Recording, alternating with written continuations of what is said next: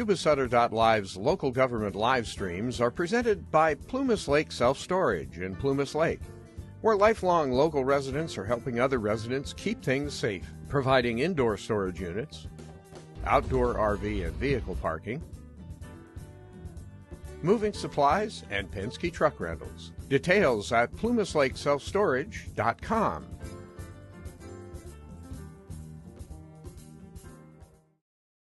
It was a great success. Almost 400 students attended, and it was so much fun. It was a lot of fun. This past week, we had senior nights for our girls' volleyball and tennis. I want to recognize the senior girls that played on those teams. For volleyball, we have Avery Key, Maddie Gonzalez, Gracie Manser, Olivia Lewis, and Jasmine Baines. And then for tennis, we had Morgan McIsaac, Alina Lopez, Lynette Rojas, Asusena Aguilara, Jimena Marin, and Isabel. And then last Monday, RASV and RV's ASV met up for a luncheon to prep for Fall into Leadership. Fall into Leadership is an event where we'll be demonstrating our leadership skills to middle school students in the district. This year's theme is community, where we will be discussing how to connect with community members and help out members within our community. Samit and I will be utilizing our experiences as school board reps to discuss communication etiquette to lead students. Fall into Leadership is next week, and we cannot wait. This past Friday, we had a food fair where all of our student-ran clubs and organizations made delicious food and treats for our staff and student members to buy. It was loads of fun. Also, this Friday, we held Powder Puff, and it was good fun, had by all. Our seniors took home the win. This week, YC is prepping for the Mayor's Cup football game that we will be hosting on Friday. We're having a spirit week to get students hyped up for the game. Today was Twisted Tuesday, where students dressed as teachers and teachers dressed as students. It was really funny seeing our teachers dressed as us. It was hilarious. And then we're starting our camp food drive this week. That'll be going into November, and that's all that's happening at YC. Is there any further update on the online fundraising? Is still out. Okay, understandable. And that's it. I hope you guys enjoy your night. Thank you.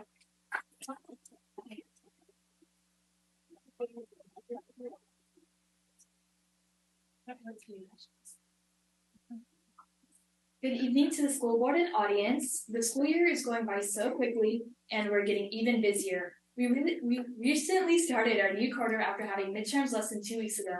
In last week's Falcon Hour, admin utilized that time to help students revisit the goals we set at the beginning of the semester, as well as make new ones for the upcoming quarter.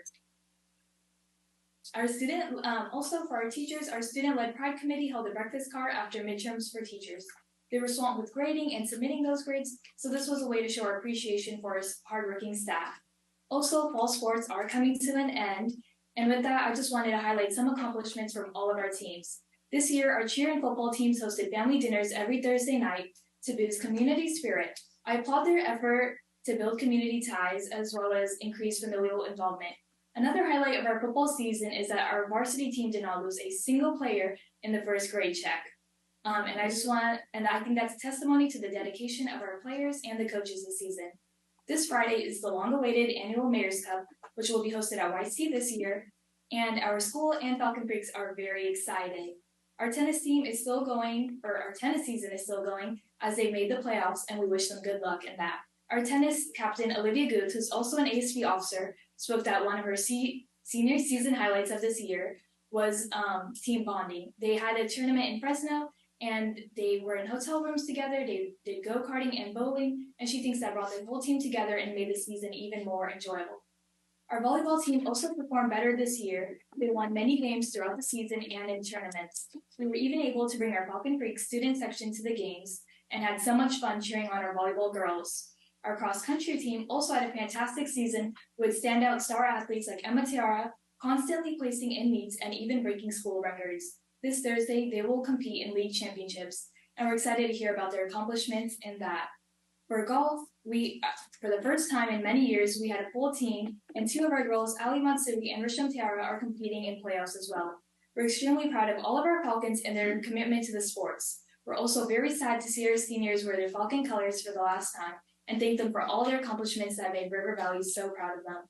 Our River Valley alumni will also be are always proud Falcons, and this Saturday, October 28th at 11 a.m., we will be hosting a baseball game where our current baseball team compete with River Valley alumni from 2009 to 2020. I invite you all to come out, watch this game, and have loads of fun. Tomorrow, from 6 to 8 p.m., our River Valley School will be hosting a college and career night for seniors from River Valley NYC to hear from local colleges like UC Davis, William Jessup, Sac State, Chico State, Yuba College, and more. Representatives from the military and trade schools will be there as well. This Friday is also our fall festival, where clubs will have various foods and activities. There will be caramel apples, samosa, boba, sack racing, face painting, soca senior, among other activities. So we're excited for the end of October to lead for an even more successful month in November. Thank you.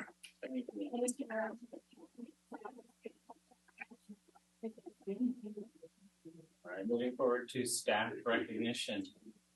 Yes, the Human Resources Department has implemented a district-wide effort to connect, appreciate, and recognize staff for the purpose of promoting excellence within our workforce for care.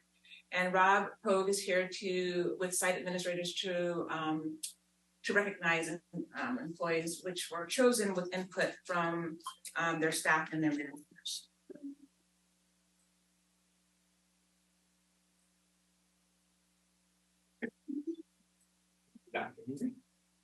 Good evening to our board, staff, and audience members. The board has prioritized time on the agenda to recognize members of the district staff who have engaged in unique or extraordinary acts to educate today's students to succeed in tomorrow's world. And in so doing, personifying the Yuba City Unified School District mission, which states our students and staff will be lifelong learners, creative problem solvers, and responsible, ethical, and respectful contributors in a global society.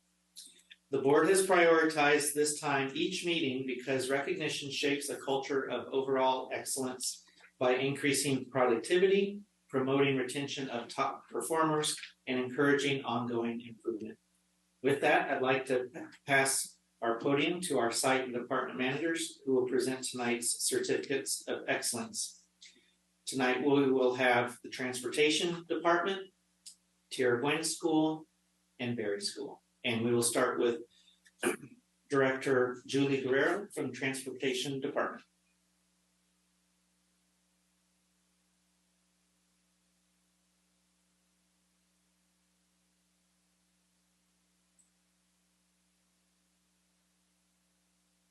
Hello and good evening. Good evening, everybody. I'm here tonight to recognize two members of our transportation department. I want to first talk about James Hardman, or Jim Hardman. He has been a school bus driver with YCUSD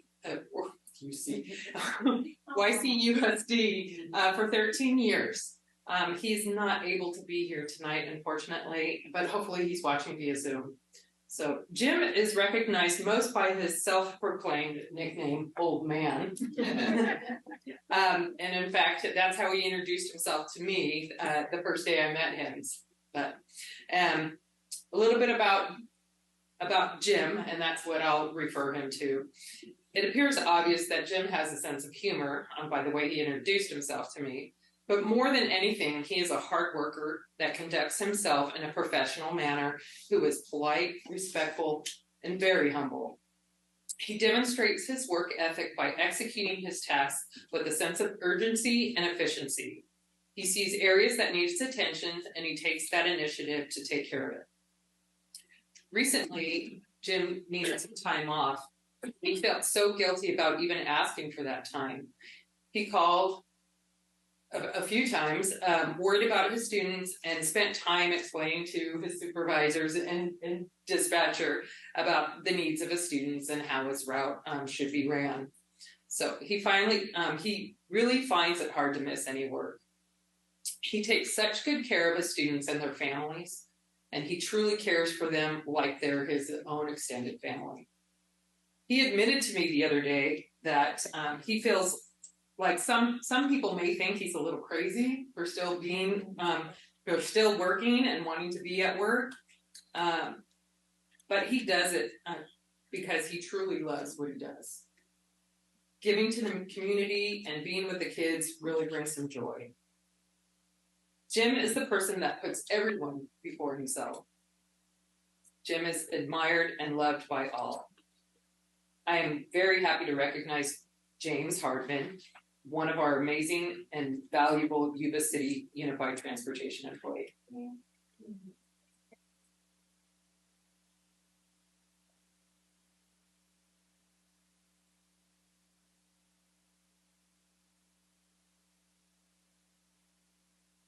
We have another transportation employee that I am pleased to recognize tonight, and that is Rosa Gonzalez.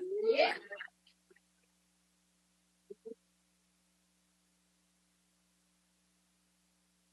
Rosa has been in transportation for just shy of 20 years. She is in the top 3 longest employed in our department. She came to us as a driver and soon promoted to our lead dispatcher. Rosa has the ability to get it done. Each school year, student rosters come into our department just weeks and often just days before the start of school. Rosa nearly single-handedly creates the routes for the start of the school year. I witnessed her process, and it is impressive to see how her organized stacks and various sticky notes with cover pages and checklists and rosters. So she has her system. I interviewed a few of those that work with her over the years. So I want to use some of the words that they use to describe her. Loyal, thorough, funny, caring, intelligent, respected, and some of their comments, I have a lot of respect for her. She communicates well. And what that is she delivers these messages to the drivers, make sure that they have a clear understanding of what the task at hand is. She knows her job inside and out. You know, you need to ask something, you need to know something about our department's history, you ask Rosa. You need to ask where this route will take you, you ask Rosa. You need to know anything about the students that we carry and transport, you ask Rosa. So, Rosa holds her ground. These are still some of the comments. Because sometimes the drivers can challenge her. And she knows what it is and what is right, so she holds her ground. So, and Rosa tries to help you. Like when you're running late, she will be the first to get out of her seat, grab the keys, let's go, let me help you check out your bus, let me get your route pages with you, giving you directions as you're practically running. She's running with you to your bus to get that bus checked out, providing you that information to get you on the road. And one of my favorite comments, she is one of a kind. She truly is. Rosa is just not a dispatcher. She is the heart and soul of our department.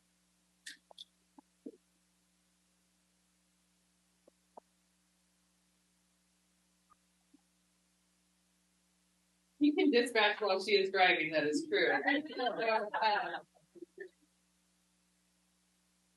Rosa, thank you so much.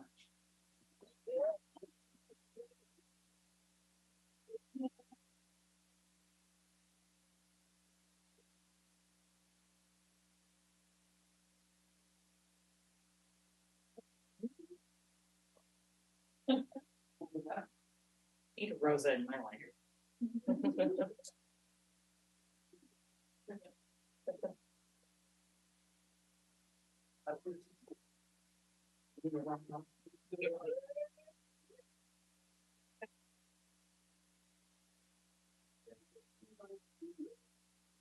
We'll have Principal Baines from Tierra Buena School.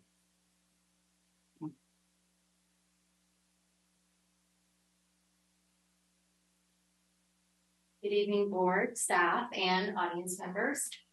Tonight, I have the honor of recognizing someone who goes above and beyond in her job, not only at our school, but for our district. If you look at the job description for administrative secretary, you're going to see things like someone who organizes, plans, manages, but this person does all of that and so much more. So I'd like to call up Bruce McFadden.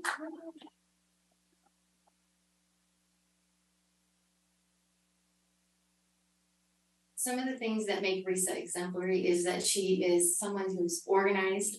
She develops systems for everything. whether it was COVID and we were tracking things, or if it's registration and we're doing things, she has a system. She knows her job and she does it well.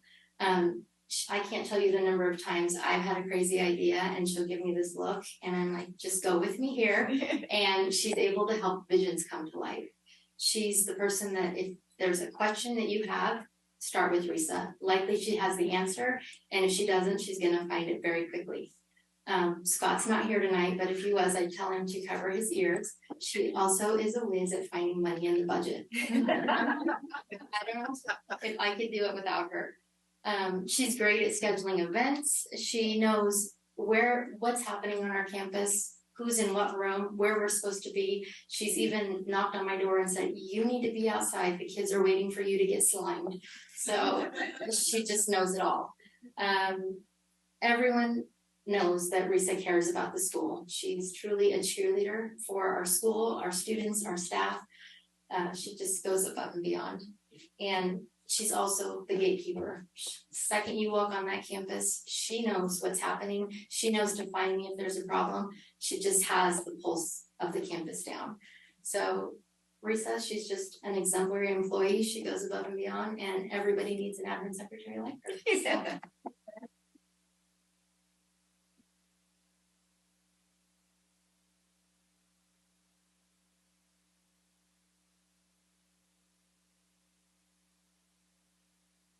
Congratulations.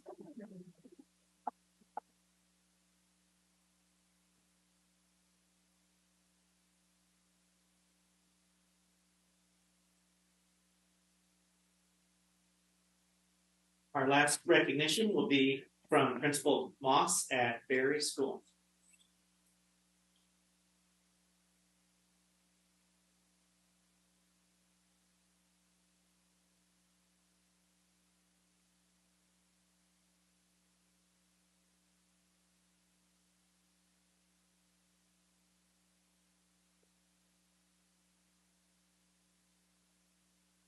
Good evening, board. Good evening, audience.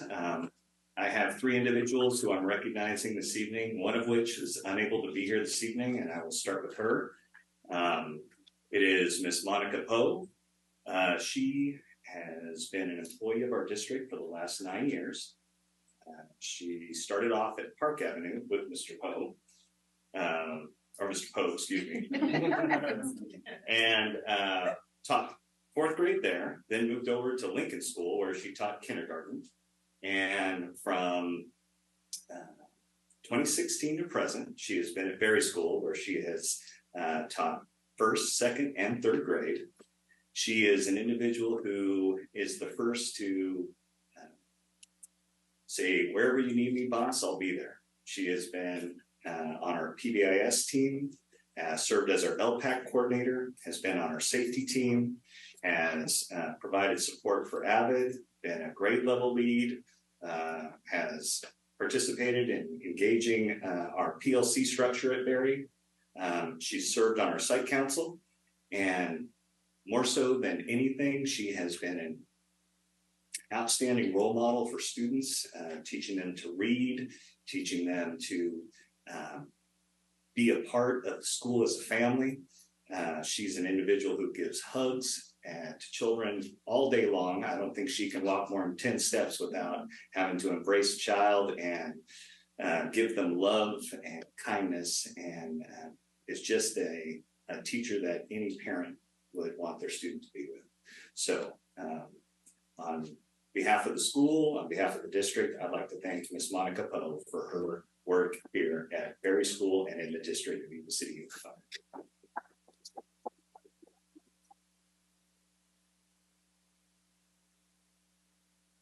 Our next individual officially has been with us for 28 years, but unofficially served at Lincoln School on a timesheet from 1984 to 1995. So she has been with the district a total of 38 years.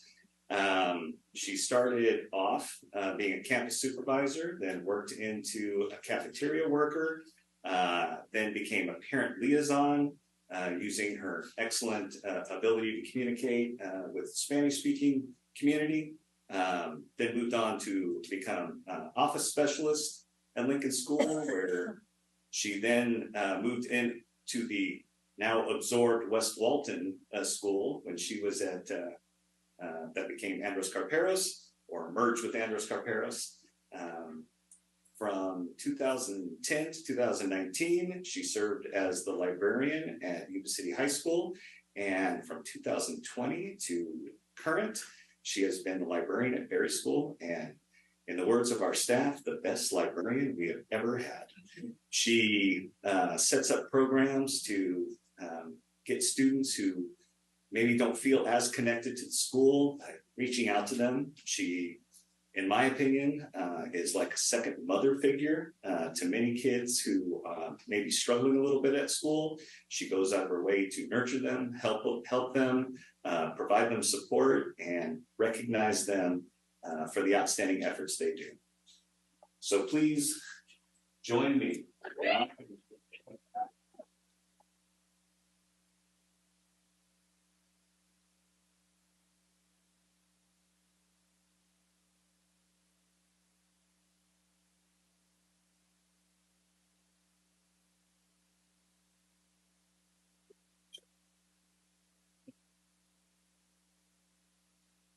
Congratulations.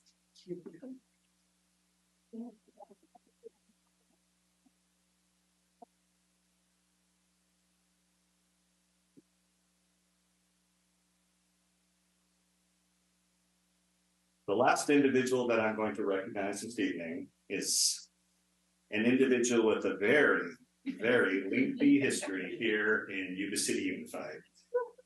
This gentleman came into education after working in the banking industry. He started in September of '78, back when school started in the appropriate month of the year, and worked at Bridge Street and was a fabulous team member, a individual that helped lead that school, just brought about a team effort in everything he does. After serving, I think it was from 78 until 96, he was at Bridge, and then he moved over in 1997 to 98 to Gray Avenue, where he stayed 1 year, and from 98 to present has been at Berry School. He is the most veteran teacher that we have in our district.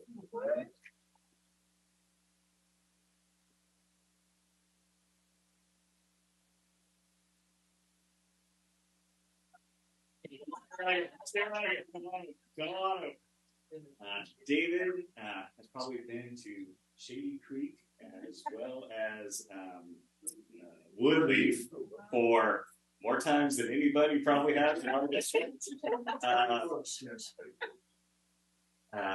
He is, or one of the things I admire most about him, he teaches with the spirit of an old school teacher, which is probably what I love about what he does, because both of us have difficulties with technology as well as modernizing. We know the tried and true. He shares a great love of education with new teachers. I've seen him be a great mentor to staff members who have come on board at our school. He has been an ardent negotiator for YCTA and has really, in all his efforts, have been for the betterment of our school district and our community. So please join me in thanking and honoring this individual for all his hard work.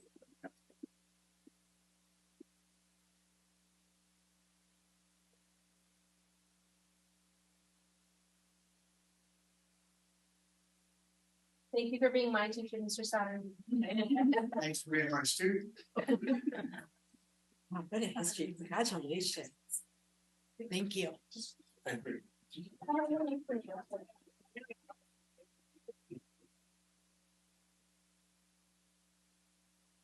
Thank you. I know some of you were hoping to sneak out the side, so we want to value and appreciate your efforts, but if anyone wants to leave, I'll go and pause for a moment. Some of you are eyeing the door. We'll just be up here crying slightly.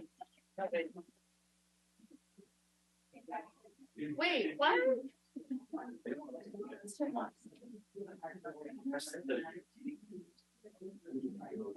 Yeah.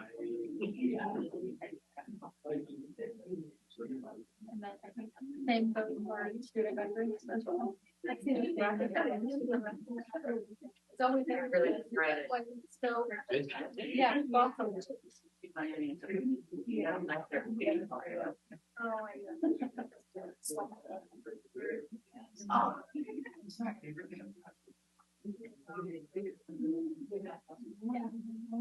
Favorite.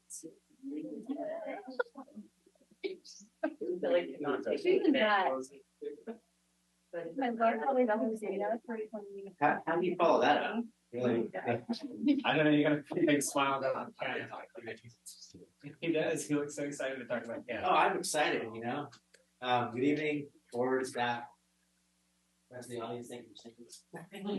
That was pretty amazing, though, watching those educators. That's, yeah, I know, I bet you did. Exciting stuff here. I want to start off just with, before we get into our school-wide data for CAASPP, I got to go to now you think this is fun, I went to an assessment conference for 2 days. That was exciting.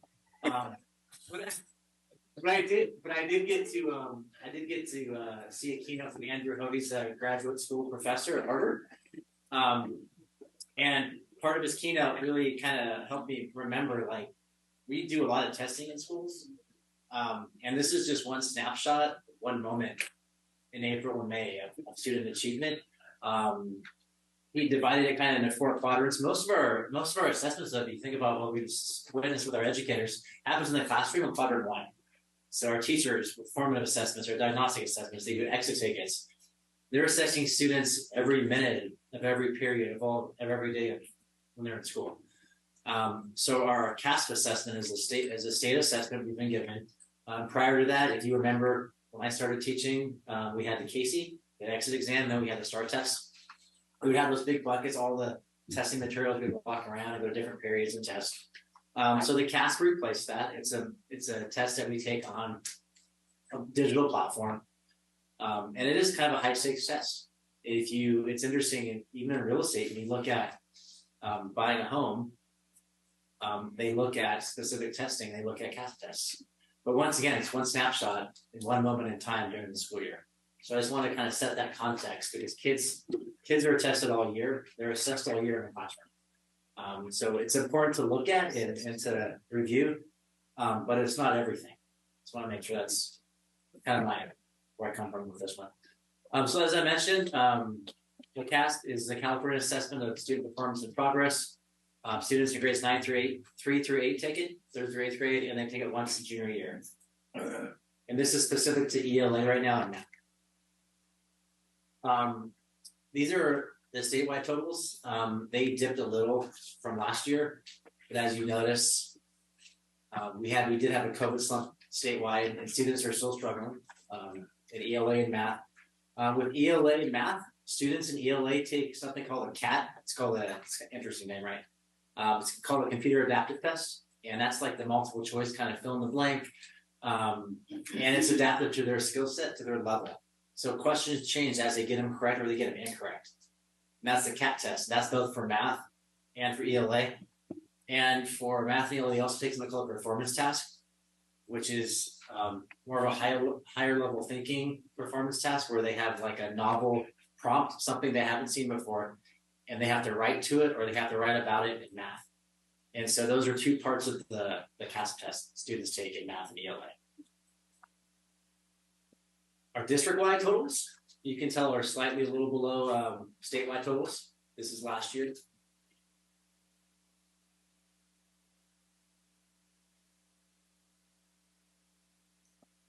Five-year data, trend data, 1920 was suspended due to COVID.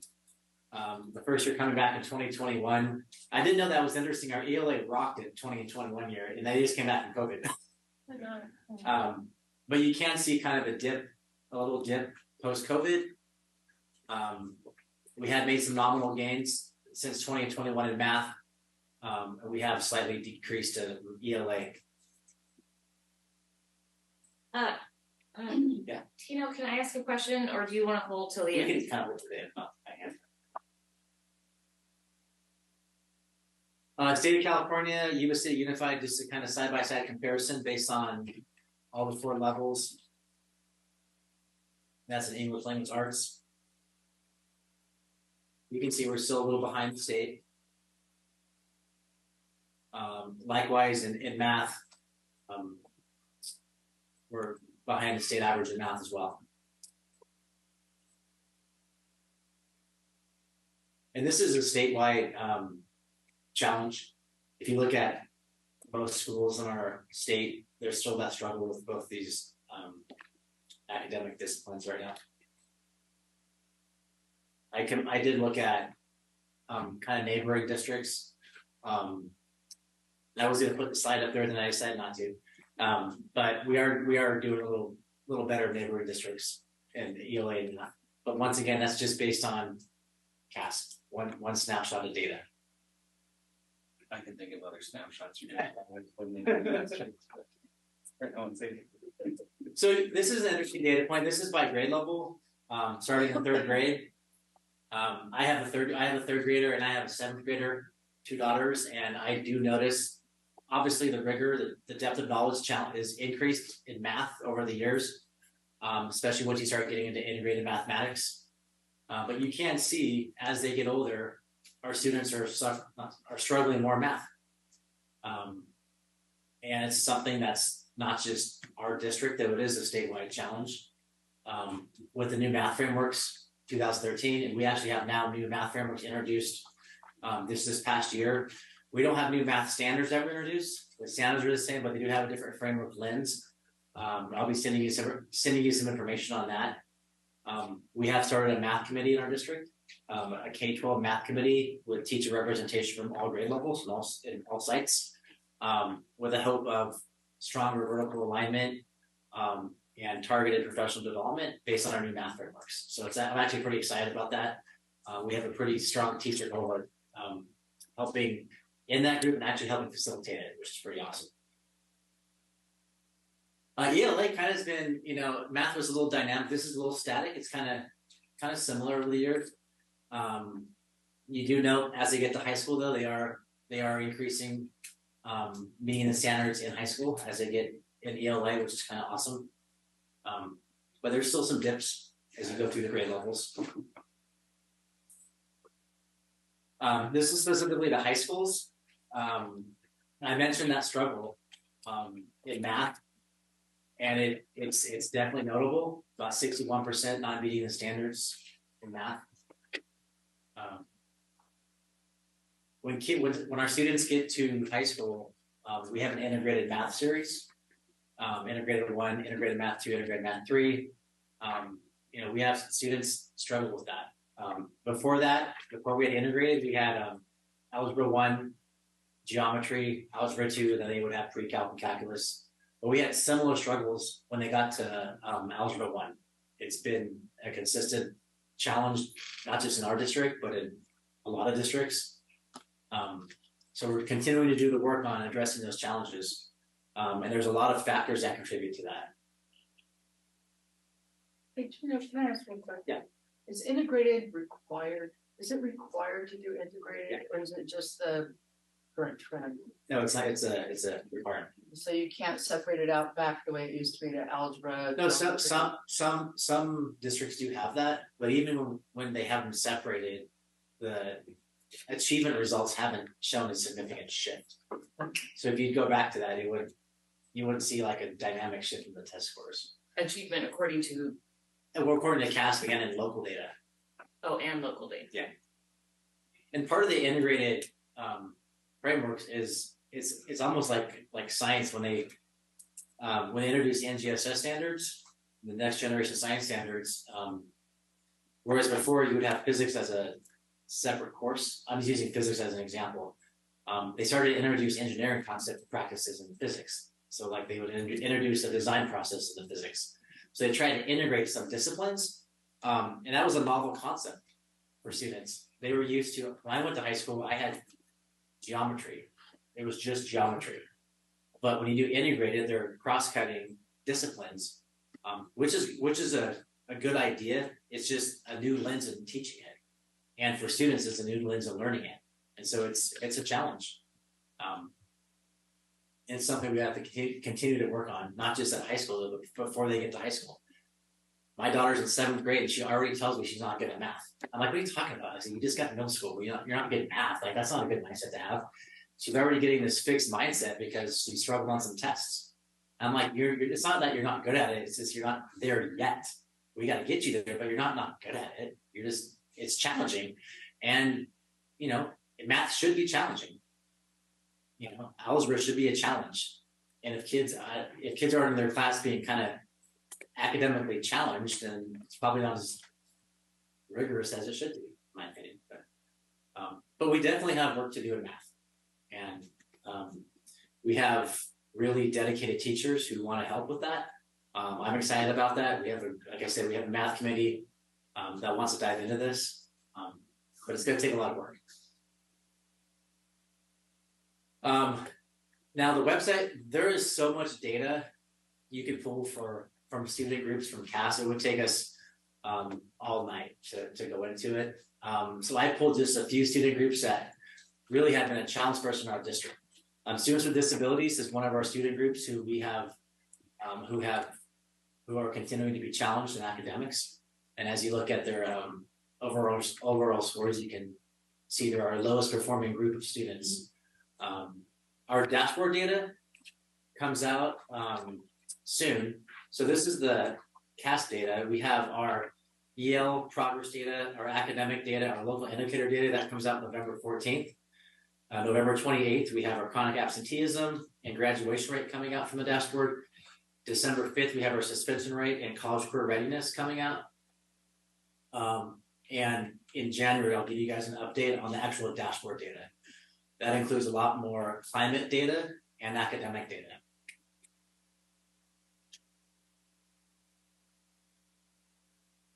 Just like our students with disabilities, our English learners are continuing to struggle significantly. And like I said, there's a variety of factors that are involved in this. Just imagine learning a second language and then having to take, going to take assessments. It's a challenge.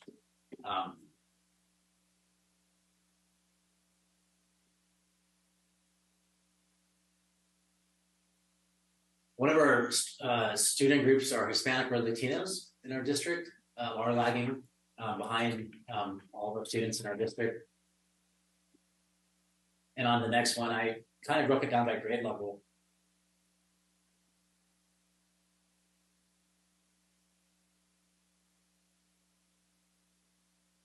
Our African American students, we had 100 students tested last year, and they're still struggling significantly in math, 10% below our average, all students. And like I said, these are it's important just to note these trends because these are students in our classes. And we have we have 99 students tested out of the school district, they're performing significantly lower. You want to look at the whys behind those numbers. And like I said, every student comes to school with a story, and got to continue to work on connecting those students to our school sites. Economically disadvantaged students on free and reduced lunch. And this is a typical trend statewide. So statewide, our student groups trend are challenged more academically in these two categories, especially math. And like I said, we could talk forever about math, but I'm sure you can talk to teachers, and they'll let you know that this is in the math one. The math impacts other disciplines, so it's important to that we continue to target ways to address these challenges with our kids. These are just some examples. There's a LCAP plan. I'm excited, which is crazy, but we have a new 3-year LCAP that we're going to be starting. And I think it's a great opportunity to really engage our education partners, our parents, our teachers, our students, and look at what's working and continue to refine that. Programs or services that aren't having the intended effect or achievement that we wanted to have, then we kind of get rid of those. And I think this is a great time that we need to do that this year. We need to look at the next 3 years, look at our school-wide data, not just looking at our CAASPP data, looking at what our students are telling us from like surveys, student surveys, looking at number of kids who graduate high school, number of kids who complete CTE pathways, number of kids who are in the AP classes, enrollment. There's a lot of data we can look at, not just this data, for a comprehensive view of how our kids are doing. And then we can start looking at what's actually working for our kids. These are just some examples that I'm excited for our teachers that they have time. They have more time each week now to meet with each other and collaborate. I think that's a powerful tool for our kids, is our educators and teachers talking about their classroom, talking about instruction and what's best for kids. So I think that's really great that we have that now, four days a month. Avid, we've had Avid for years, and that's a school-wide, district-wide program. All of our teachers have an opportunity to go to Summer Institute, and they have opportunities to do professional learning throughout the school year. We got to go to Bridge Street this week to watch, they're now a model school. And I got to walk through classrooms, elementary classrooms, and see the kids working, talking to each other, writing, laughing and playing. It was a great opportunity. I got to go to Park Avenue today. I got to see some amazing instruction at Park Avenue. So our teachers are working really hard. Post-COVID has been challenging. I was a principal post-COVID, and when the kids came back, I was like, it's like Lord of the Flies over here. Like it was something. So I want to give my hats off to our teachers for really working hard right now, trying to engage our kids, because it hasn't been easy. But we have a lot of work to continue to do, and I'm excited to be part of that. And there's, we have notable like growth areas this year. Like Terra Buena had super high achievement levels in ELA. Yuba-Sutter High School increased ELA 16% 1 year. And they rocked that big time. Butte Vista had increases. I mean, we've had pockets of increases, which are, I think we definitely got to celebrate that. Collectively, though, we have some work to do. I'm just excited to join everybody to tackle that project and to help our kids. Now I'll answer questions. We'll just go around. Justin. I just had a couple of questions. Yeah. One, just point of clarification. The slides that you had with students with disabilities and English language learners, I noticed that the percentages were the same. Could you just get back to me and verify if that was still the same? Yeah. Thank you. And the other question that I had to do with the committees that you're talking about. Do you guys have SPED representation in that as well? The math committee? Yeah. I can check. Okay. I think that would be great. As somebody who was on the last committee for math as a SPED representative, it was really nice to be able to see the curriculum and be able to provide input as well. And then the ELD teachers, I mean, I know that they're kind of a niche of themselves, but maybe they might, I don't know. We actually just, so we had a really great meeting. We had our meeting consult, I think it was last week or the week before.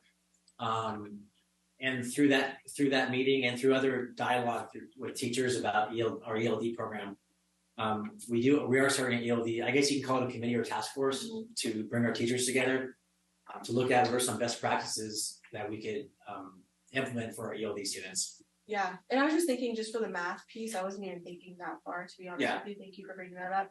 Just like their input on how students absorb language, especially those that are, ELs, would be a nice viewpoint to have. The last question that I have, because it came up when I was on the adoption committee.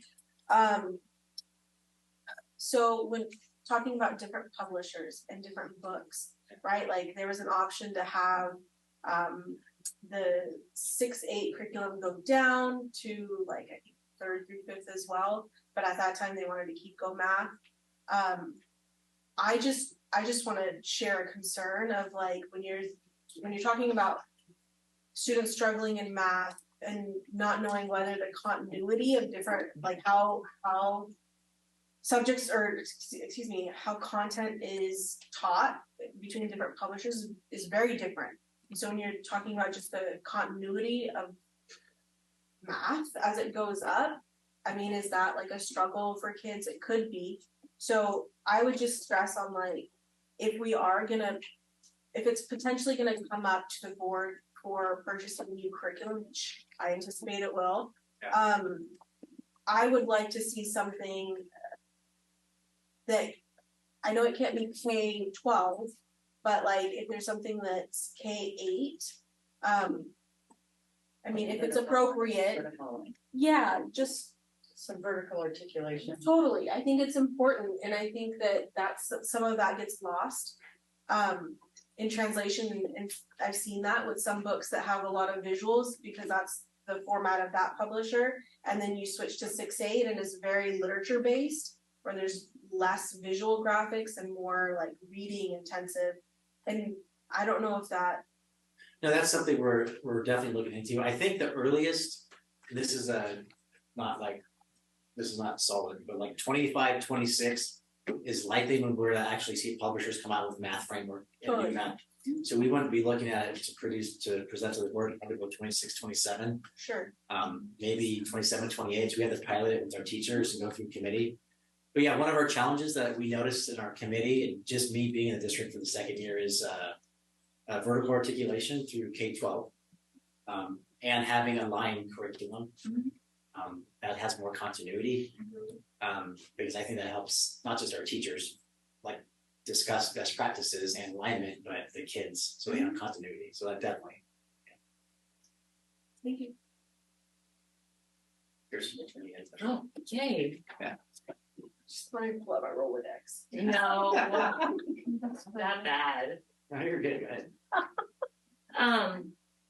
So this may be more for CAASPP. So if the CAASPP representative could come forward. Hilarious. Okay.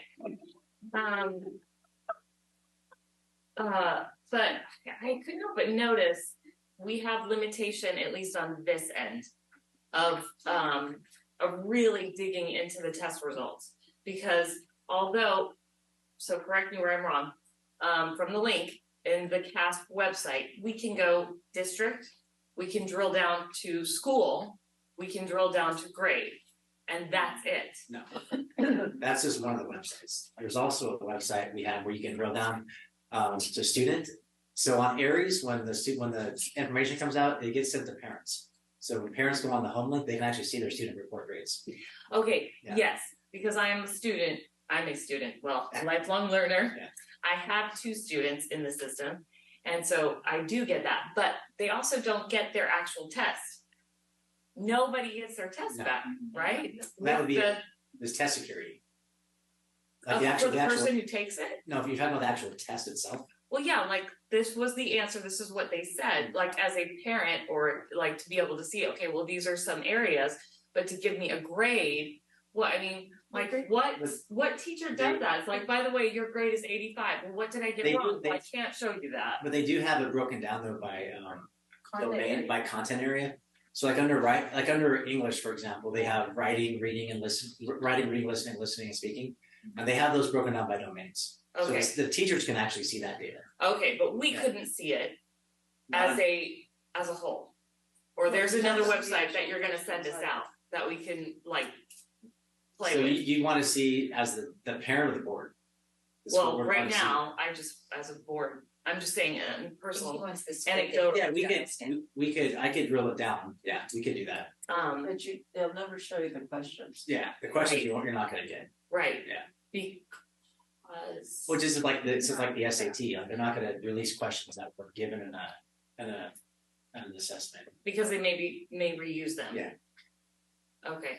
I mean that's my conjecture in that one. Right. Again, like I don't really want to get those out. Unless the CAASPP representative can come forward and. But they do, like, for example, if you look at a advanced placement test, after they give those tests, they do release those actual like test questions. Right. Later. I'm just not sure what the standard is for CAASPP. I'd have to check in with Mr. Balance on that. There's a lot of test security relating to CAASPP. But I would like to see the other website that has more info, so if I could get that, that would be great. And then question with regards to slide number 6, where you had pointed out that the higher score was 2021, which we had just come back from COVID, right? Yeah. When you were looking at your 5-year trend. So have and scored higher than Apparently in ELA they did. in ELA. Yeah. I believe that year was the local assessment option, correct?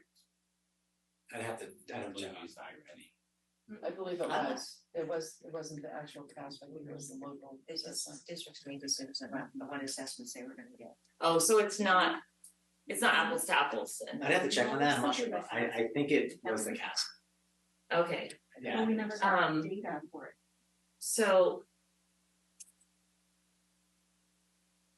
I think some districts might have chose to give local indicator data, but they wouldn't report that on here. They're not going to report. They're not going to report I-rated data on a CAASPP test. So it would have to be the actual CAASPP report. from what I remember, and I worked in the county during that time, we did give the CAASPP testing. The only thing it did not give was the breakdown of each of the domains. Oh, that was something that we weren't able to access. It was the overall score was all we were able to access. On that link, you should be able to break that down by domain now. I think you can still break that one down by domain. But not that year. Okay. So I guess I mean, if you'll send me the link, I'll look at the data. I'm just curious as to, you mentioned different schools, obviously having looked through the data longer, that had a positive upswing, but you didn't put them on here. We didn't see like a school side by side comparison. And like I said, I could send that out to you. We have 17 schools. That would be a big presentation. I could send that out to you. Well, you don't have to. I mean, I can pull it out. I'm just curious because you obviously did it. And yeah, so like I said, we had like significant gains this year. Like in math, generally we struggle with math across the district at every school. So there's nothing like significant developments in math. In ELA though, we have seen upswings. So like I said, at UBC High School, I know they had a concerted effort last year. And with high school students, a lot of kids honestly don't care to take the test. And which leads me to my other question with regards to that. And I think we started talking about that. Is there a backstop within, like a failsafe within the CAASPP where it recognizes faulty testing? Like back in the Bronze Age, of which I am a part, like, you know, we had Scantrons, you know, and people would like one line it, right? And that the Scantron would not be read. And so, but is there a failsafe within the CAASPP where it says this is clearly somebody is going every 5 seconds and they're just hitting the same thing? Like in the performance task, that should ideally take an hour to hour and 15 minutes. Some kids, depending on what school you're at, I'm not saying this, or some kids will, you know, might go through and be done in 15 minutes. And it's 2 minutes. It tells you when you're administering. Because at performance task, you're reading sources, you're reading documents. Yeah. Kind of like an FRQ and AP Euro. You're reading documents and you're basically developing an argument, an essay, some sort of response, a letter to an editor. And that takes time to develop, takes time to read. And you'll know in your class, if your kids are finishing quickly, that's going to unlikely to. Mm-hmm. So, what is our response to that? I think it comes down to when you're, first of all, the testing environment. What type of testing environment do you have with the students? You know, ideally, you want kids to test in their classrooms with their teachers, who they know, who they have a relationship with. That's the best testing environment you can have. Testing in large like cafeterias where you have a bunch of kids in there, right? And you have switching proctors. The kids don't really might not know the teacher. Not ideal testing environment. I wouldn't recommend that. I know, just for an example, UBC High School last year, they had a very like concerted effort leading up to the test on taking it seriously, and they saw some gains. But I think really it's testing with your teacher, and it's monitoring the testing environment, because you're going to have some students who finish fast. And you're going to have some students who don't care because this isn't tied to a specific grade in your class. It's just not. It's an external test. And you have to find ways at your school site to motivate the kids to want to take this seriously. So is there a report then where we can see, where we can dial down and look at those timestamps on a broader spectrum as far as like, well, what grades is that? Can't see that in I don't. You can't see time, because parents, I mean, I can see my kids, I could be like, because when I drive them to school, I'm like, it is CAASPP today. And I'm gonna see your timestamp and I wanna see a good, take it slow, right? But I care. And I'm like, read slowly, read it again, check your answer, and then go forward, because it matters. They right? give you. So they've got it somewhere. They do give you at whoever's coordinating the CAASPP. We have a district coordinator, we have site coordinators. They give you every other day or every day, they give you a completion percentage report on an Excel spreadsheet, which shows them we have to meet 95% or better in completion to be counted as a CAASPP, or you get docked, you get dinged. They do send you completion reports. I haven't seen something that shows timestamps per se. I'd have to check on that. Okay. So the only time you see timestamp is if you're the administrator and or the proctor and you're authorizing the student, and then you can see how long they were on and how long they were off, because you can't, like, if they've gone to the restroom for more than 5 minutes or something, they won't be able to go back in. But it's session based, so as soon as you close a session and you open a new session, you cannot see what happened before, how much time, and all that other stuff. So you can't really find I don't think schools would ever be able to get a correlation between time and really how it relates to students' overall score. I might have mistaken it for the STAR Renaissance, which I don't think you guys do anymore. No. But okay, that's okay. Does it report to colleges like this? The STAR did. It does go in the transcript, yeah. Okay. But or your colleges aren't looking. Honestly, colleges aren't looking. No, I know. At your CAASPP And I haven't studied this one that much, but like the STAR test, if you placed high enough on ELA and math, it went to the colleges. You didn't have to take the placement exams for college, correct? When you were going in. And the STAR test, I know they did if you took the ERWC, if you took the ERWC courses. I know that was an indicator. I wasn't sure about the STAR test. Okay. There was something that was used. I know. I remember something like that. It was. I think it was the STAR though. If you. I thought it, EAP, right? Yeah. Early assessment progress. So, last question. Oh, it's fine. But that is so just asking questions with regards to your choices in how you cross-section this data, and that is okay. So I understand that disabilities, English learners. So what is the drill down with regards to like the skin color delineation? That's the way the state reports it. Right, but I'm just saying, you chose to put it here. Those are our biggest struggling student groups. Okay. In our district. All right. Yeah, and it's important to, I think, note those trends that we have 2,500 Hispanic students, and they're continuing to not do well in math as they get from 3rd grade to 11th grade. And I think as a point to look at is why? I don't have an answer. It's just consistently but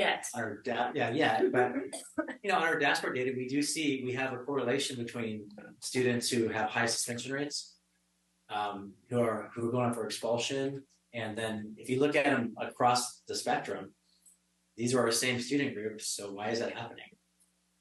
Right, but that's behavior based. That's not skin color based, right? No, but the state looks at them all of our student groups based on different demographics. So they look at race and ethnicity is one of them. Economically disadvantaged or not disadvantaged is one of them. Students with disabilities, English learners, long-term English learners, initial fluent English proficient. I'm sure I'm missing a lot more. That's just a state trend they look at.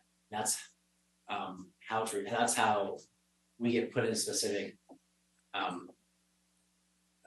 like we're currently in differentiated assistance for our suspensions of students with disabilities. And so part of that is, we have to look at why are these students being suspended more? And we want to drill down to those reasons.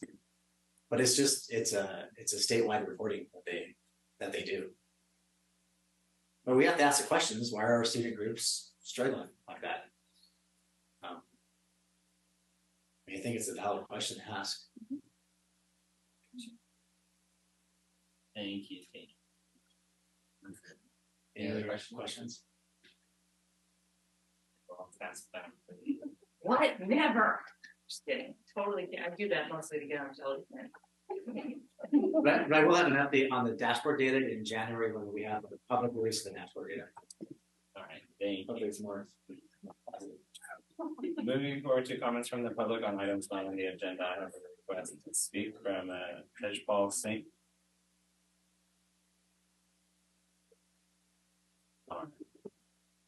Do we have the two state? We haven't read them. It's quite long. No, why? They do exist. So just a moment for. Madam Clerk. Right. So items not appearing on the agenda, notice to the public, the Brown Act, specifically Government Code Section 54954.2, provides that no action or discussion shall be taken on any item unless it is adequately described in a timely posted agenda. Accordingly, though the public may comment on matters within the board's jurisdiction that do not appear on the agenda, the board cannot respond to such comments without running the risk of deliberating or initiating discussions on topics not properly before the board. Given the prohibition set forth in the Brown Act and the risk associated with responding to public comments, the board does not respond to the community's questions or comments. The board will respect the rights of the public to express their viewpoints on matters within the board's jurisdiction. However, comments that are defamatory or that violate the privacy rights of any students or individuals may not be protected by law. The board shall not permit any disturbance or willful interruption of board meetings. Thank you. With that, I'll go ahead and recognize Mr. Tejpal Singh.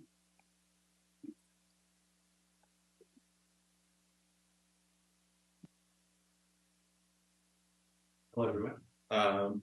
My name is Tejpal Singh, and I am the youth community organizer here in Yuba City for the Chikara movement. We are a grassroots organization working with the Sikh community here in Yuba City, as well as all throughout the Central Valley, ranging from Yuba City all the way down to Bakersfield, even in the Bay Area. I'm here today to essentially ask the board to discuss Sikh Heritage Month, which is coming up next month. It's a month it has a lot of value for the Sikh community. As we know, there's a great portion of the population here in Yuba City as well as Sutter County that is Sikh and Punjabi, and we are essentially asking the board to acknowledge our resolution to have to acknowledge November as Sikh Heritage Month, as well as follow up on the email that was recently sent out to all of the board members regarding next month being acknowledged as Sikh Heritage Month. Thank you. Thank you. Thank you. The prior board had been, well, obviously we can't declare or pass a resolution tonight, that's not on the agenda. The prior board had been very opposed to resolutions of kind of a ceremonial or recognition nature like that. I'm open to having a discussion at the next meeting, not necessarily one we could have it specifically on this resolution, but if that was something you wanted to entertain, so I'm just throwing that out there.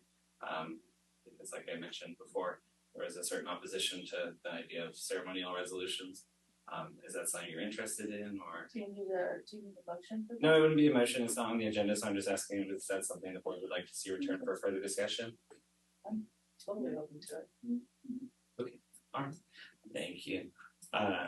Then we'll go ahead and move forward to the consent agenda if there are any questions on the consent agenda. I just have a question on 12B. And that is with regards to the Anywhere carts, which are for the Chromebooks. In the summer, we went forward without any feedback from those of which we were purchasing them from because of the time crunch and the need.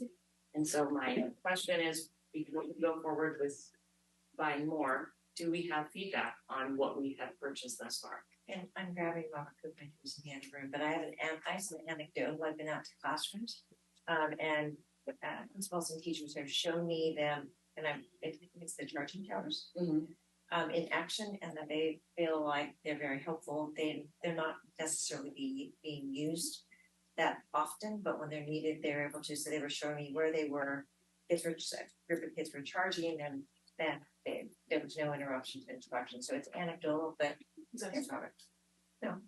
Okay. Hello, everyone. Hello. So Here I am if the again. recognizes Robert. Okay. Hi, Robert. Hello. So how's the feedback with regards to the charging towers?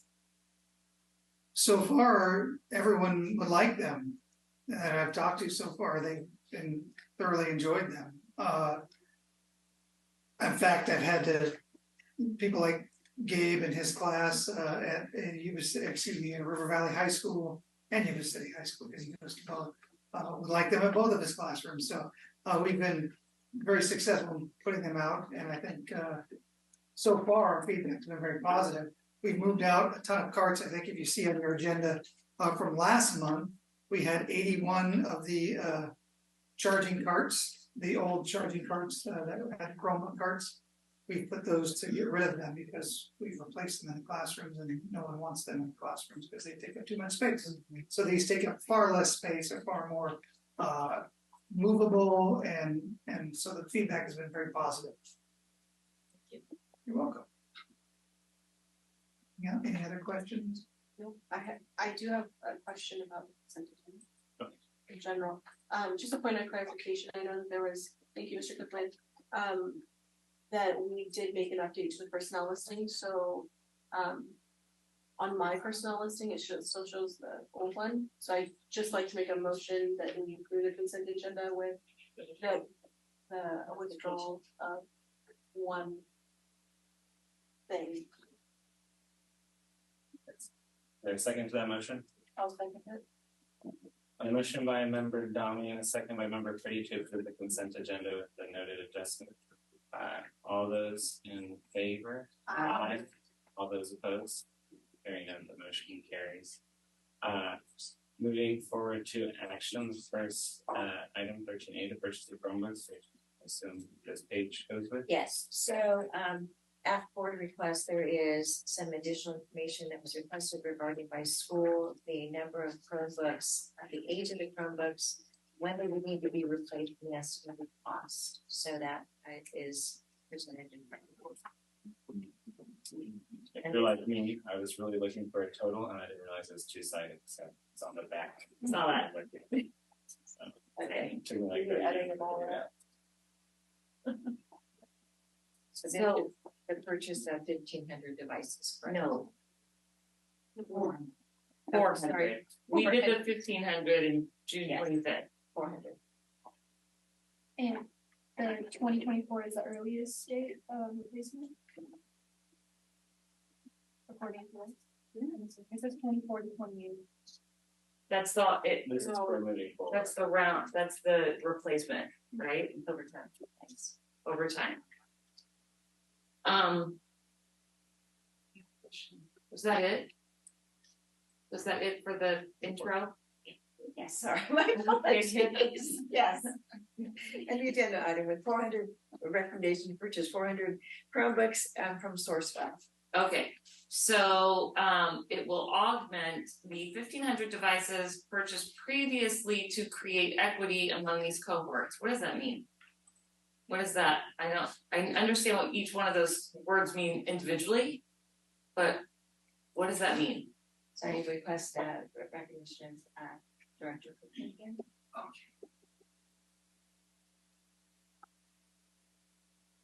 Thank you again. I'm back. So that just means that we as in me made a math mistake. I wish I would Tino been in one of those math classes that you were talking about earlier. So I would have made such a clerical error. We're about 400 short of our goal to make sure that every 9th and 4th grader have a new Chromebook in all of Yuba City. So because of that, we are short. So that's the equity part. We want to make sure every student the high schools, the 9th grade students and those in 4th grade have. So why specifically those 2 grades? So that's the plan on rolling out the continual upgrading of the Chromebooks. So we're pushing them into the 9th grade and the 4th grade to roll them through a 4-year cycle. So if you notice on your list, I say that 24 through 28, that's a 4-year cycle of replacement. We might extend it to 5 years, just depending on some aspects of that, but pretty much it's around 4 to 5 years on the Chromebook cycle. So every year we're giving 9th graders new Chromebooks, and that'll carry through to the 12th grade. Okay. And then the 4th grade will go through the 8th grade. We'll recycle some down from the 8th down to 1st through 3rd grade. Okay. And also we'll supplement. If you notice on your numbers too, those 1,900, I said between 1,900 to 2,000 per year on an ongoing continual basis. Actually, it was in the notes that I gave to Tino and Doreen. That just means that every year we might have somewhere between 100 to 200 that go to that 1st through 3rd or to augment, break, fix, or something else. That seems to be our average. We're averaging about 75 Chromebooks a year that are broken beyond repair. That's what we're estimating so far. Okay. So your totals for the full implementation, 4th through 12th, right? Correct. Is 14,727 Chromebooks. That is actually 1st through 12th, 1st grade through 12th. We're giving 1st graders Chromebooks. We have them in the They're in the classrooms, they're just not in the checked out. Correct. 1st grade through 3rd grade Which doesn't change the expense. It does change the expenses because we have to carry a couple more extra than we would if we were going 1-to-1 at that level, which we're not planning to at this point. No. Okay.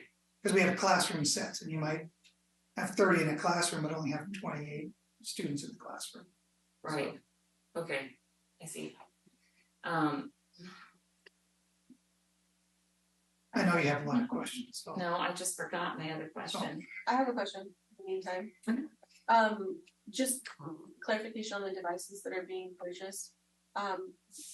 One of the issues that I've seen with Chromebooks, I'm not saying they're LiveStreams Chromebooks, but even though they have the USB-C charger thingies on both sides, only one of them is the charging one. So do these ones have it on both sides? Correct. So this actually has. No, they're not. Yeah, this has 2 charging ports, and one still is the charging. 2 ports USB-C. One is still the charging port, and one is not the charging port. They are under warranty, so if they break, we can have them repaired. But yes, we still have the same issue. It's the Chromebooks are not $700 and $1,000 machines, so they're not going to have dual charging ports on. You should like color code it or something. I hate colors, so that'd be nice. That is correct. That does become a problem when you think you're charging and you're not. Yeah, I understand. Figured out polish. I like that idea. In the Chrome carts, the kids would put them one way, and then some of them would put them the other way, and then we plug them in, and the next morning they come in, and it's like, oh, my computer's been charged. Okay, thank you. Okay, so just to make sure I had it clear, the 400 is to augment what we should have ordered 1,900. Correct. In the summer. Okay. Correct. And then, and what you ordered in the summer was for the 4th graders and the 9th graders. They get the brand spanking new stuff. Correct. Right? And then everybody has the 1-to-1, 4th through 12th. Correct. Right? But the 4th through 12th are kind of on this rolling. Correct. 5-year and break, etc. Okay, thank you. That's all. If there's no questions, I make a motion to approve. So, seconded. On a motion by member Damian, a second by member Ciociola to approve 13A to purchase Chromebooks. All those in favor? Aye. All those opposed? Hearing none, the motion. Thank you. So we're going to 13B. Thank you, Director Goodman. 13B. Yes, so I am going to do my best to explain this. So if you will recall back in September 12, 2023, the board was asked to adopt a resolution that committed funds that would allow us to move funds, carry funds over the 10% cap. And so now here we are on October 24th, 2023, that there's a resolution I'm bringing forward to uncommit those funds so that they can be expended in the 23-24 school year. And as shared on page 87 of the board agenda, $8 million that was committed in September is being asked to uncommit for the retro payments, and then $13 million out of the supplemental contribution funds in LCAP to be uncommitted to be used for the salaries that were for staff that are funded at the LCAP in order to provide them their salary increases. And then also it's primarily salaries.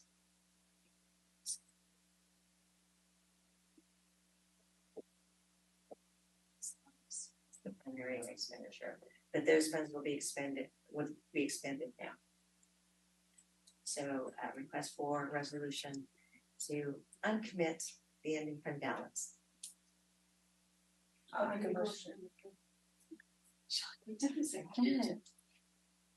My motion by member Brady, is that a second? I don't want a second. On that. On a second by member Lamb, to approve the resolution. All those in favor? Aye. All those opposed? Hearing none, the motion will carry. 13C, student cases. We have a motion. I make a motion. I second. On a motion by member Lamb and a second by member Ford to approve, discussed in closed session. All those in favor? Aye. All those opposed? Hearing none, the motion carries. 13D, first reading for board bylaw 9250. Yes, so I bring forward a request of board members, a revision to board law bylaw 9250. This is the remuneration, reimbursement, and other benefits. This would allow under Ed Code, Yuba City Unified to reimburse a board member who's an employee of another LEA that is in need of bringing in a substitute in order for the board member to do their board business. And so this is what this revision of the bylaw would allow for Yuba City Unified to reimburse another LEA for a board member who is an employee of the other LEA for the reimbursement for the cost of a substitute. Yeah, the context was I discussed this with a couple of you actually way back in like December at the education conference, because I was hearing from other board members who were teachers that had made or taken advantage of this. It's just an Ed Code little note about to support people who work in education also serving on the boards. So I asked the superintendent 10 months later. Time flies since the other one, just for consideration. It's just a first read tonight. There's several board members in here who serve in other school districts, so just something to consider. Are there any questions? So this remuneration is not to the board member. No, it's to the district. It's to their employing district, which is not this one, would be from this. Sorry, y'all, this is a new world, so please bear with me. And is this, so how does this impact the board members? Don't you have, as teachers, have your Comes out of our sick leave, right? Or leave, right? or attendance. And so does this change that? It's that it wouldn't come out of our leave, so we wouldn't have to use our sick days to do the school board duties. Cost them a day. Because if somebody else is paying for the substitute, they're like, go take as many sick days as you want. Well, 20 specifically, but I have no plans to ever take 20. So like the conference. Yeah, it's mostly just for the conference. For the I can't conference. think of. So then then I'm curious as to why the 20 then?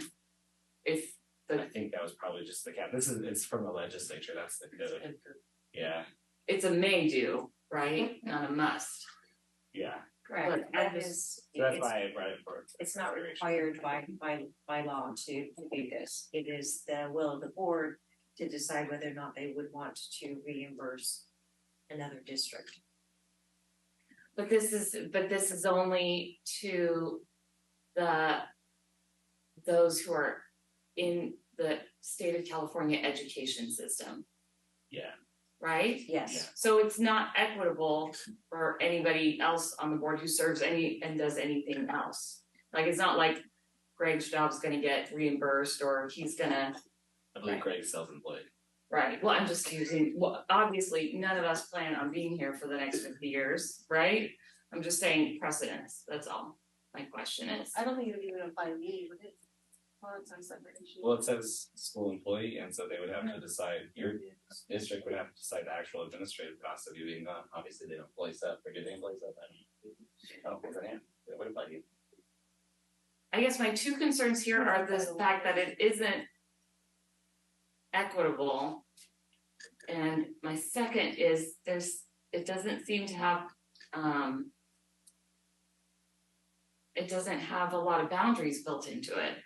As for example, thinking forward, maybe not of this board, but just thinking moving forward, how is this not abused? Well, I mean, we could set boundaries, we couldn't make it.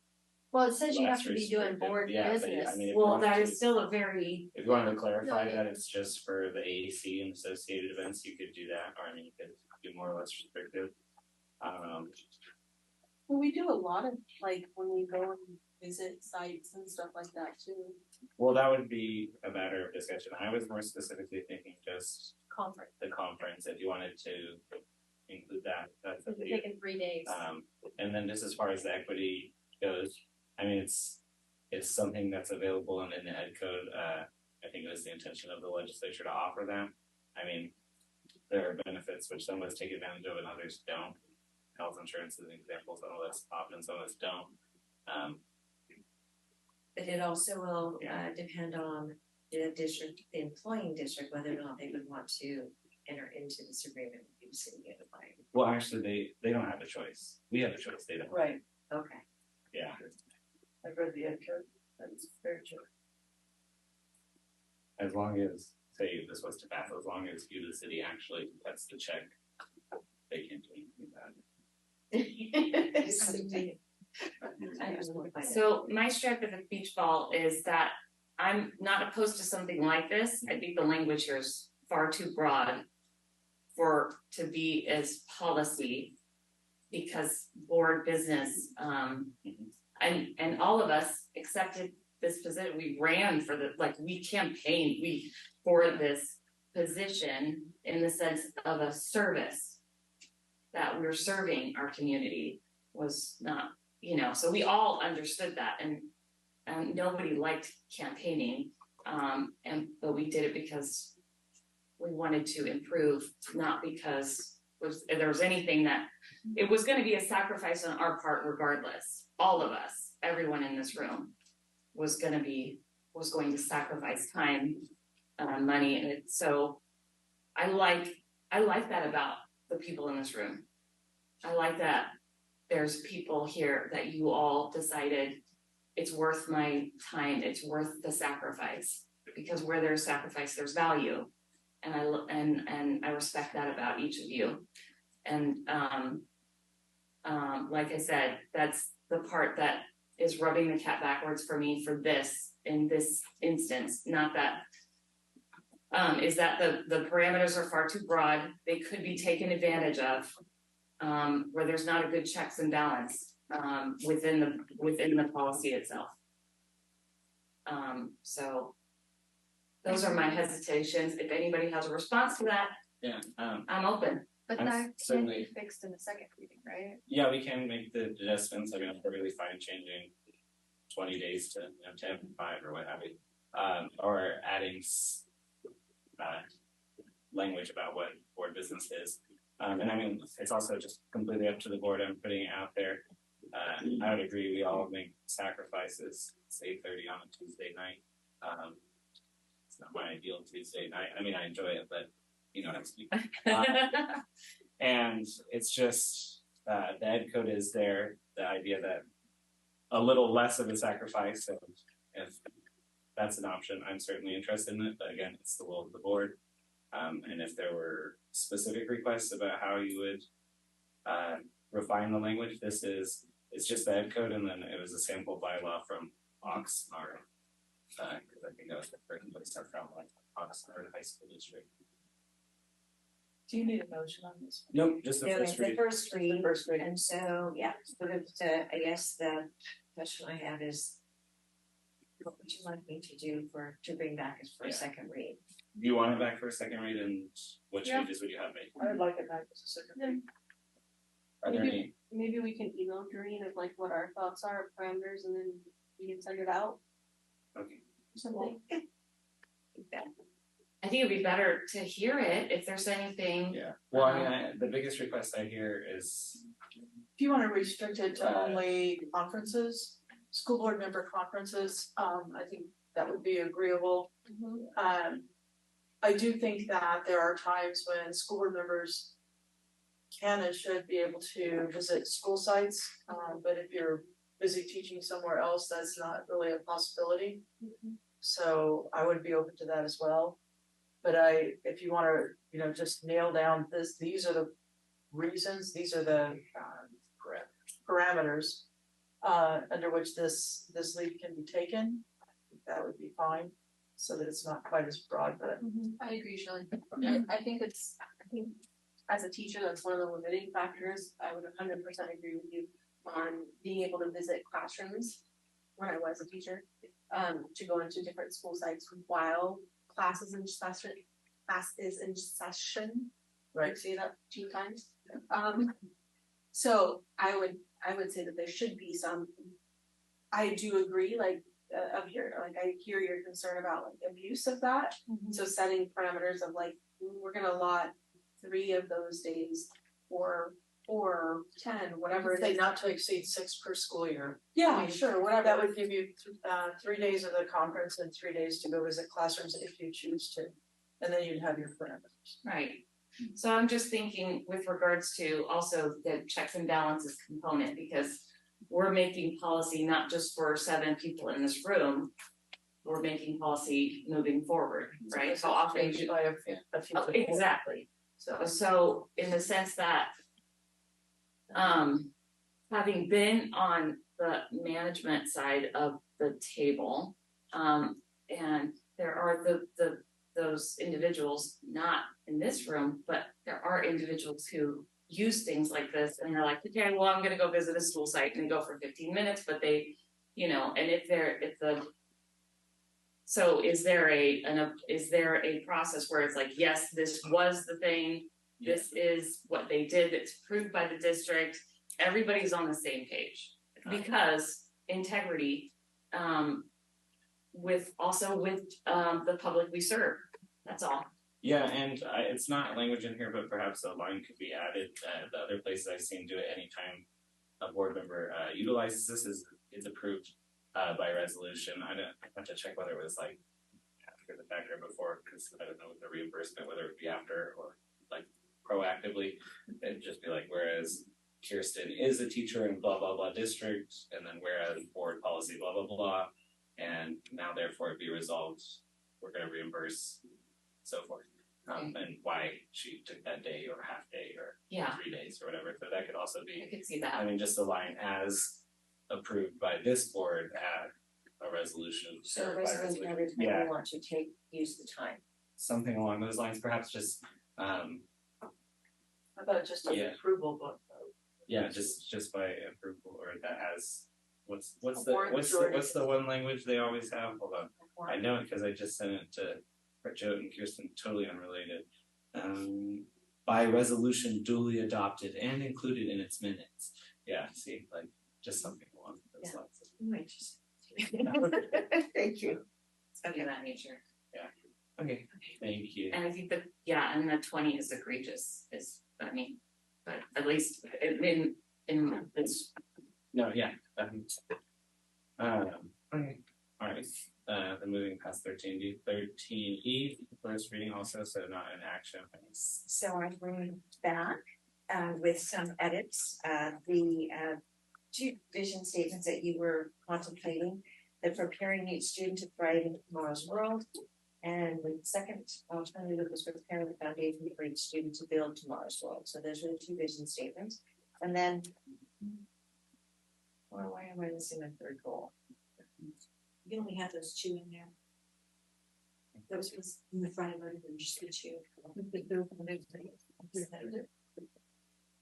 So YC students will achieve their optimal potential with academic and social emotional support, and YC students will excel at math and literacy. There is a third one. There is a third. Yeah. So let's redo this. Yes, I apologize. There is a third one, and we'll make that correction for you all. And it is about the diverse opportunities for student and family engagement. Yeah. So my apologies. So can we make a motion to table this for? Oh, it's a first read. Yeah. So my apologies. Does someone have a handy to pull up and share? If you bring it back with the third one, I would like to move that we consider that a second read. So that's what we can do. We'll bring it back as a second read, but I'll have it included. I apologize. Because I thought there's one missing. Okay. Are there any questions, comments, feedback on this? All right. Media. Sorry, I didn't mean to speak for everyone. No, no, it was just funny. He looked over at me. It's Media furniture. We're continuing the rollout of the media furniture, and the next step would be our TK5 learning centers. We have 9 school sites. The only one on this is AK. We met with the teachers and with Rocco. His learning center is significantly larger than the other sites, so we had to kind of meet with them again to kind of go over the design and make sure they had what they needed. So his would be put for February break, but that is being designed at AK. So we met with him 2 weeks ago and met with his teachers. But this one specifically for the other schools, this would take place during February break, the installation. We're not doing it during winter break, so we don't want to do 2 massive projects during winter break. We're doing just the big Tues during winter break, and this one will be during February break. Well, we're not doing the bank keyboard, right? That's the they're hiring. Yeah, I mean doing 2 projects at one time in one class. Oh, I see. Okay. Do we have any updates on how the furniture is holding up? Is it holding up well? Yes, so there's been a couple issues that they're actually going to be replacing things because there was a solder issue, and so they've come through and actually examined all of there's like a bar at the bottom where the kids are placing their feet. So everything that has been questioned or there's been some damage to them, the companies are coming out and meters coming out and evaluating and looking district-wide. So we have a lifetime warranty on these, and I have to tell you, meter has been top-notch in replacement of furniture, and so and they'll leave things until they come in and then they replace them, and so but we have seen a couple things breaking, but again, we've had manufacturers coming out and jumping on things just to make sure, because there were some questions. There were some issues initially with the slides on some tubs. Those, they came out and replaced all of those. So as these things are coming out, they're replacing those. But they're whatever adults think kids are gonna do to something, kids figure out new things to do. There you go. So we're having that, but there are a few things and they're making those adjustments. I make a second. A motion by member Downey and a second by member Pretty to approve. All those in favor? Aye. All those opposed?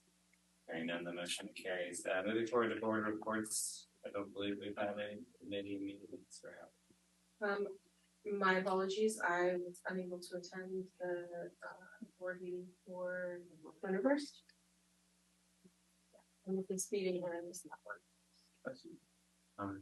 And then other board reports. Written communications from the public, we have none. Comments from employee representatives. They're both here tonight. Thank you, board members, staff, and anybody out there in Zoom land.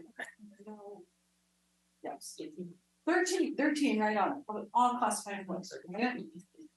So I'm going to start on a little bit of a somber note. Last week, we lost a retired former employee, Diane LeBach, who just, I don't even know what to say about Diane, because she was just the most wonderful person I've ever met. She was kind, went out of her way to help kids, especially some of our marginalized kids in the community, not necessarily in the school district, in the community, in the Yuba-Sutter community, should go out and take these kids in, not to her home necessarily, but into her life and be a mentor to them. So the Yuba-Sutter area has really suffered a great loss in this. There's a memorial service to her at the White Church. And about 6 weeks ago, we also lost a valued member of our maintenance crew, and that was Ken Greer. He lost his battle with cancer for quite some time. And so again, that's a big hole that we've had to fill in our classified units. Diane was retired, but we all know Diane. She came back, she retired because of COVID and kind of that worried about the age, her and her husband, and then they both came back and stuff. So, they just do what they need to do because that's what we do, right? So keep their families in your hearts. We appreciate that. What a wonderful employee recognition. We had so many classified employees, and I had the privilege of really knowing all except for Jim quite well. So Rosa, our dispatcher, I had an opportunity to listen to what transportation employees had to say about Rosa in the past. And this is the one thing that really came up. Rosa works magic.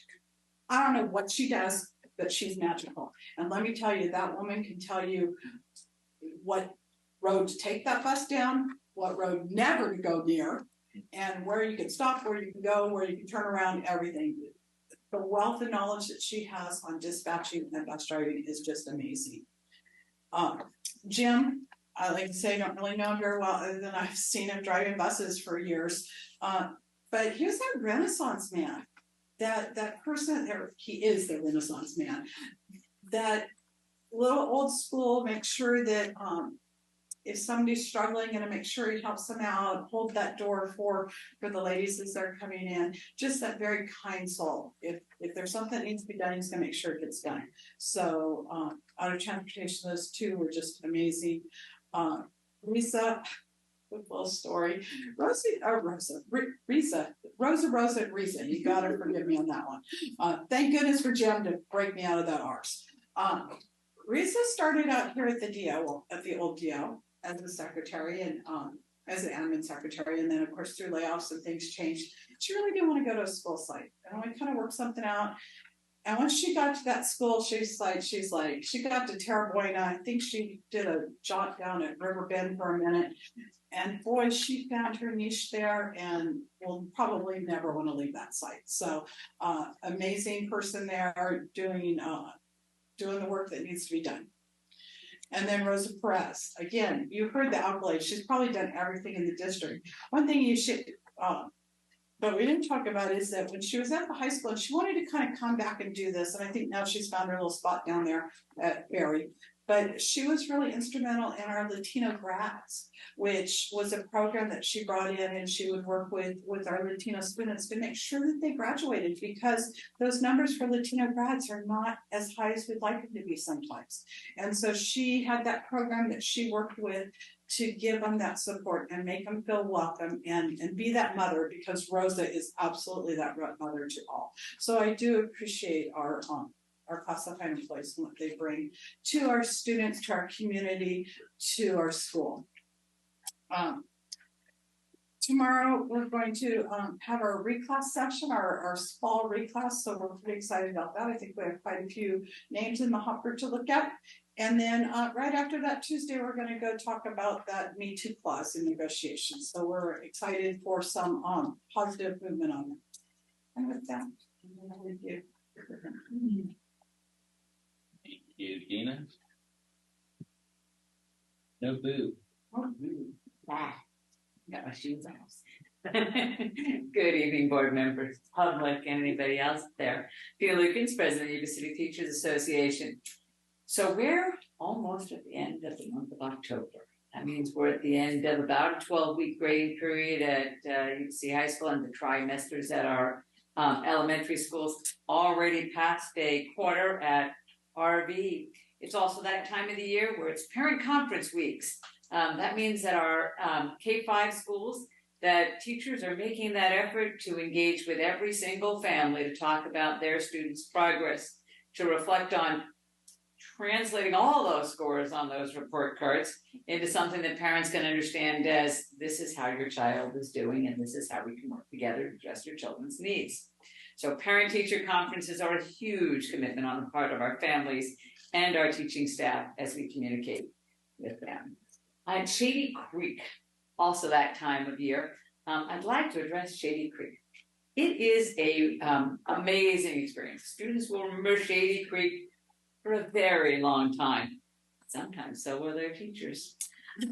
Shady Creek is quite a commitment on the part of teachers. Those that returned last week tell me about the level of exhaustion, getting back at 2 o'clock on Friday and sleeping all weekend with short periods of wakeful time. They work about 14 hours a day. They're kind of mom or dad, I suppose, for the kids who are away from home. And sometimes that's even high school counselors who are away from home. So we appreciate all the work they do because it's a huge commitment, but it really does make a big difference for our kids. Also appreciate all those teachers who have stepped up to serve on a variety of committees. I appreciate Assistant Superintendent Tino's work to actively engage those folks delivering direct services to students and providing input on important things like the math committee. For years, we've said Yuba City Unified needs to work on math. We spent lots of time working on our ELA and our scores reflected. We got some work to do in math because those math concepts are cumulative, and as you saw in today's data, that kind of our students who meet standards or exceed standards continues to diminish as they go up in grade levels. That's because the concepts build on each other. What we don't learn in second grade just comes back to haunt us in fifth grade or even in high school. I can tell you little stories about, elementary teachers who tell kids, well, just subtract a little number from the big number. That's fine when you're just doing 6 minus 2. However, it doesn't always work. Sometimes you gotta make the big number different little number. And so we need to talk about our common languages in math. And I know that's a big commitment. I think we're ready to take it on. Another commitment we're taking on is a PD committee. Let's make sure our professional development really does meet the needs of all of our staff. Not just our teaching staff, but our SLPs, our psychs, our counselors, our social workers. Let's make sure our PD talks about those issues most important to us. How do we address the students who've been through what we all acknowledge is trauma? Let's talk about how we engage students. Today's students, that old think, parent, share strategy where you're supposed to turn, talk to your partner, because I know that if I get you to talk about it by the act of you verbalizing and the act of the other student listening, and then this back and forth exchange, you learn and process ideas. Today's students, they don't talk much. I told my kids when they did that, I was like, so if I'd asked you to text the kid next to you, you'd been good at that. Yeah, so we got new strategies we're going to talk about to engage kids in actively learning and engaging. So that's more of the professional development that we might need. A whole host of things we can identify as a need for in our professional development. As a 30-year plus educator, I know that it is a continual process of reflection and refinement as we grow in our professional practices. And then the writing assessment. So we did have looked at ELA scores that look pretty good, but our district writing assessment, again, Assistant Superintendent Tino listened to and meet and consult our concerns about the writing assessment, and has already assembled a committee that will look at the writing assessment and how to make sure that writing assessment is gathering the data we want it to gather and providing our students with the experience to prepare them for the CAASPP testing. And then EL students, another issue that came out, particularly a need for how do we address the needs of students with no English language skills? Instead of just placing them in a chemistry classroom, for example, with no language skills, including I can't tell you how to find the cafeteria for lunch, that's the next period. Let's help them gain some strategies and some language skills to ensure greater success and access, because access is more than just giving them access to the classroom. So talking about those EL strategies, so I look forward to that group convening. And then finally, I'd like to talk just a little bit about homecoming week. It was fun last week. I chaperoned homecoming. And Yuba-Sutter High School had the most tremendous turnout. I got to give props to Matt Lynch, our ASB director, and Michaela Welty, the senior class sponsored homecoming. I mean, they netted the profits of all the money that came in, and I got to tell you, Esperanza and I collected a lot of cash, just a little unheard. But a lot of cash was a function of, there were a lot of kids that came through that door. So it was super fun to watch them. They were excited. There was outdoor activities, indoor activities. So our ASB at both of our high schools do an amazing job in giving kids extra activities at our high school. So I thank Matt Lynch and Michaela Welty for a fabulous homecoming. Thank you. Comments from board members? I have one. Tina told me this. Happy birthday, superintendent. Oh, Thank you. Marcelli was going to make me do that, so you beat me to it on my to-do list. well, you can lead the song. She knows that girl. It's like, it's Serene's birthday. You can have a school board meeting. I'm like, anyhow. Sorry. Yes, happy birthday. Any other comments from board members? Comments from the birthday girl? Many birthdays. Yeah, just a reminder that the Mayor's Cup is this Friday night at YC. And so I believe the game starts at 7:30 kickoff. But there's a lot of That's the so yes. Are there shirts? Special shirts? There are not any special shirts. If If you went to one of the sites, there probably are special shirts that could be purchased, but I am unaware of any special shirts. Trusted with YC, don't need RVs, but yes. Well, you don't need, well, I'll check in at RV. You guys have shirts? We haven't lost your shirts. Oh, they're okay. still nice. Okay. Oh, and then just one reminder, we are moving from Granicus, the board agenda software company, to Board Docs, which has a different name, beginning at our next meeting in November. Will it be easy for those of us who are technology? I actually did got to see it in action, and it actually does. It's more intuitive, and so it is. That scares me because people tell me this is intuitive. I'm with you, Shelley, but it does appear to be easier, user friendly. Cool. Will it be transferring over our notes or our bookmarks from Granicus? No.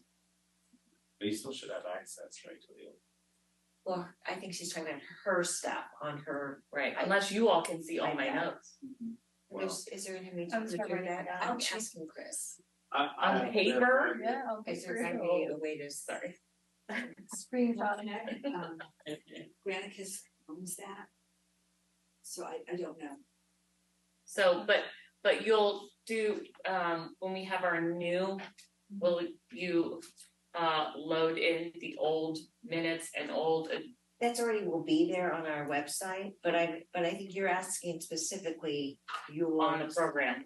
Well, on the program. No, so the Granicus won't load into Board Docs. Right, but once Board Docs is a separate program, correct? It's not just a web address, because then we don't need a program for that, right? Correct. Thank you. Just asking, just making sure, regardless of my notes, that app will have all the previous agendas and minutes. Excuse me, if I can, if I may, the previous board minutes and agendas and audio will be downloaded onto our website and will be accessible through our website. It already is, though. Correct. You're asking a different question. Yeah, you still need Board Docs for all the the information that is not privy to the public. Right. But you're asking today's agenda and all of that information. So that comes out to us is not gonna be in Board Docs in November. So on Granicus, right? I have all of the board, this is what I mean, whatever But you that need the is- language. right? This is Granicus, right? So I can go all the way to October 25th and I can pull up, which I'm imagining they're populating from the website, our website. I can pull up contracts, agreements, attachments, memos, and I know, of course, our website, but that's just a blue hyperlink to a PDF file that's 500 pages long. So I'm just making sure that this feature is still prominent in board docs. For future agenda. For future, not But past. not for past. For past, and then Granicus goes away, we don't have access to that in this way, because the website is not navigational friendly with regards to, like, I wanna look for this, I wanna pull this up. It's just a blue link, and then you get the whole shebang. That's all. If you wanted to see, for instance, student cases from the last meeting, and you want to see your specific confidential information. I'm not talking about mine anymore, I know that's gone. I know, Okay. I'll leave that, I know, I'm just talking about. She wants a searchable. The organized, where. Okay, I think I have my answer. All right, thank you. Okay. I'm gonna ask Director Cookman to talk to you about that, but I think you're asking a My friend. question that's He's no, actually. he's actually in the room, so I'll have him get back to you, because That's all right. I think I understand your question, Rosamund. Yeah, I think I understand the answer too, but thank you. All right. If there are no further questions, comments, could I have a motion to adjourn? Second. A motion by member Donnie, second by member Cecily to adjourn. All those in favor? Aye. All opposed? Hearing none, adjourn.